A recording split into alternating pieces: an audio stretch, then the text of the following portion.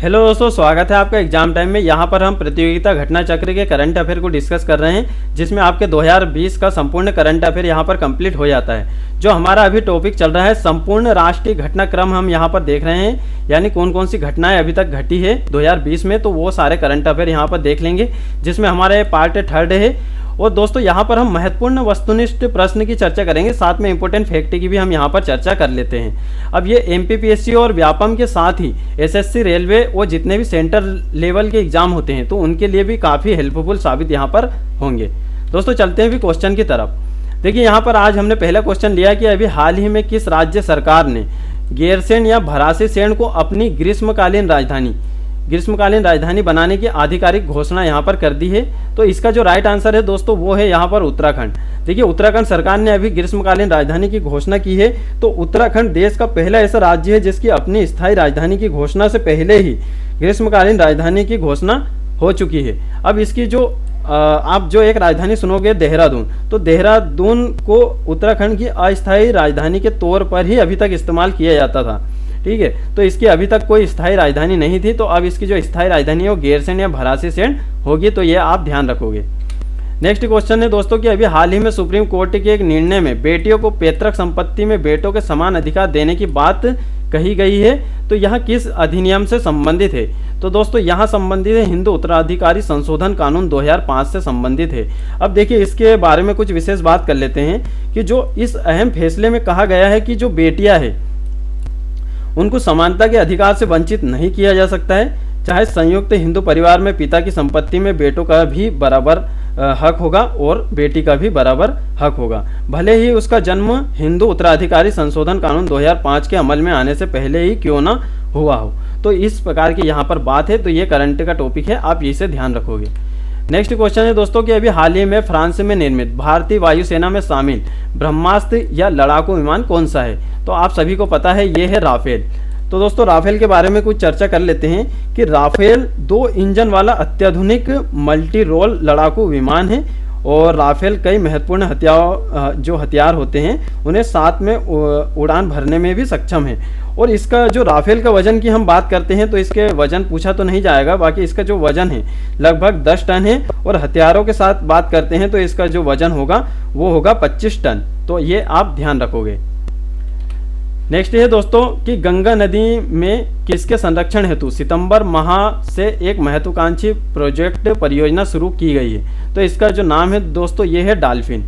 तो डॉल्फिन के लिए यहाँ पर एक परियोजना की शुरुआत की गई है गंगा नदी में। अब देखिए इसके जो उल्लेखनीय बात है तो वो क्या है कि यहाँ जो डॉल्फिन है ये 2020 में राष्ट्रीय जलीय जीव प्रजाति इसे घोषित किया गया है। इसे राष्ट्रीय जलीय जीव प्रजाति घोषित किया गया है, तो ये आप ध्यान रखोगे।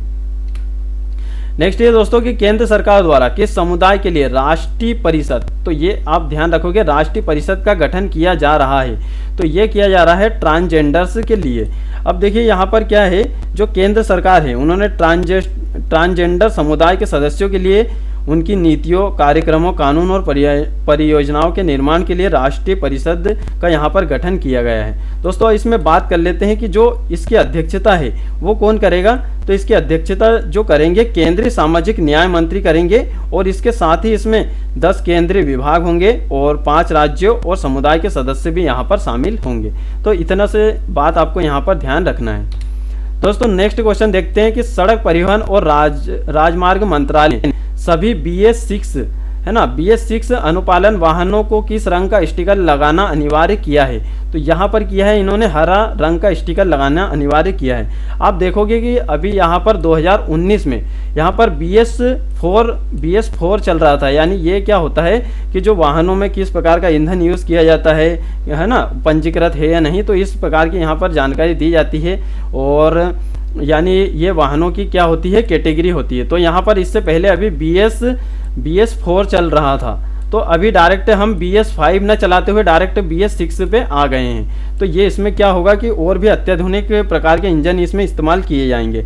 अब इसमें जो सड़क परिवहन और राजमार्ग मंत्रालय है इसने BS6 आज्ञाकारी कारों के लिए हरे रंग का स्टिकर 1 सेंटीमीटर लंबा चौड़ा स्टिकर प्रदर्शित करना अनिवार्य किया है।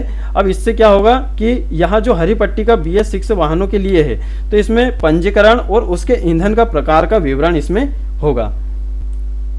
ठीक है दोस्तों, तो इतनी बात आपको यहाँ पर ध्यान रखना है। नेक्स्ट ये दोस्तों कि अभी हाल ही में मानव संसाधन विकास मंत्रालय यानी 1985 में इसका गठन हुआ था। तो अभी ये भी पूछा जा सकता है कि मानव संसाधन विकास मंत्रालय को गठन हुए कितने वर्ष हो चुके हैं, तो इसे अभी हो चुके हैं दोस्तों 35 वर्ष। तो ये आप ध्यान रखोगे। अब इसका नाम बदलकर क्या रखा गया है, तो इसका नाम बदलकर रखा गया है शिक्षा मंत्रालय। अब देखिए यहाँ पर अभी नई शिक्षा नीति के जरिए ही ये सब कार्य हुए हैं। अभी नई शिक्षा नीति यहाँ पर उसकी घोषणा की जा चुकी है। दोस्तों नई शिक्षा नीति के बारे में भी आप अच्छे से पढ़ लीजिएगा। अब यहाँ पर मैं इंपॉर्टेंट फैक्ट आपको बता देता हूँ। देखिए 1985 में इसका जो नाम था, अब 1985 के पहले यदि हम बात करते हैं तब भी इसका नाम शिक्षा मंत्रालय ही था। अब 1985 में जैसे राजीव गांधी सरकार आई, तो राजीव गांधी जो प्रधानमंत्री बने तो उन्होंने इनका नाम चेंज करके क्या रख दिया था, मानव संसाधन विकास मंत्रालय रख दिया था। और अभी 35 वर्ष बाद फिर से इसका नाम शिक्षा मंत्रालय यहाँ पर किया गया है। तो ये इंपॉर्टेंट फैक्ट है, क्योंकि अभी नई शिक्षा नीति भी आई है, तो उसे भी आपको पढ़ना है, समझना है। तो ये आपके लिए बहुत ही इंपॉर्टेंट हो जाता है, इससे क्वेश्चन बन सकते हैं। नेक्स्ट है दोस्तों कि दूर संचार सेवाओं को आसान बनाने हेतु कहाँ पर पनडुब्बी केबल कनेक्टिविटी परियोजना का शुभारंभ हुआ है, तो ये किया गया है चेन्नई और अंडमान निकोबार द्वीप समूह के मध्य। अब इसमें क्या है दोस्तों कि चेन्नई और अंडमान निकोबार द्वीप समूह के बीच जो उद्घाटन किया है वो किसने किया है, नरेंद्र मोदी ने। अब ये क्या करेंगे, इन द्वीपों के मध्य जो मोबाइल और लैंडलाइन दूरसंचार सेवाएं हैं तो इनकी डिलीवरी को यहाँ पर सक्षम बनाएगा। तो इस प्रकार के यहाँ पर कार्य होंगे। नेक्स्ट है दोस्तों कि किस राज्य के गांव चुलुलू में रेशम का अपनी तरह का पहला प्रशिक्षण सह उत्पादन केंद्र शुरू किया गया है, तो ये राज्य का नाम है दोस्तों अरुणाचल प्रदेश। तो अरुणाचल प्रदेश में इसका शुभारंभ किया गया है। यहाँ पहला सह उत्पादन केंद्र है, पहला प्रशिक्षण सह उत्पादन केंद्र है। अब इसका जो उद्घाटन यहाँ पर किया है या फिर इसे जिसने शुरू किया है तो खादी और ग्रामोद्योग आयोग ने इसे शुरू किया है। ठीक है दोस्तों, तो यहाँ पर प्रशिक्षण दिया जाएगा रेशम के बारे में। इसी प्रकार हमारा लास्ट क्वेश्चन है, महाराष्ट्र के देवलाली से बिहार के दानापुर के बीच देश की पहली किसान ट्रेन या फिर किसान स्पेशल पार्सल ट्रेन को किसने रवाना किया, तो यहाँ पर दोनों मंत्रियों के नाम आप ध्यान रखोगे कि रेल मंत्री पीयूष गोयल और कृषि मंत्री नरेंद्र सिंह तोमर, तो इन दोनों ने यहाँ पर इसे रवाना किया है। अब दोस्तों इसके ये आप ध्यान रखोगे कि ये कहाँ से कहाँ तक चली थी, तो ये महाराष्ट्र के देवलाली से लेकर बिहार के दानापुर तक चली थी।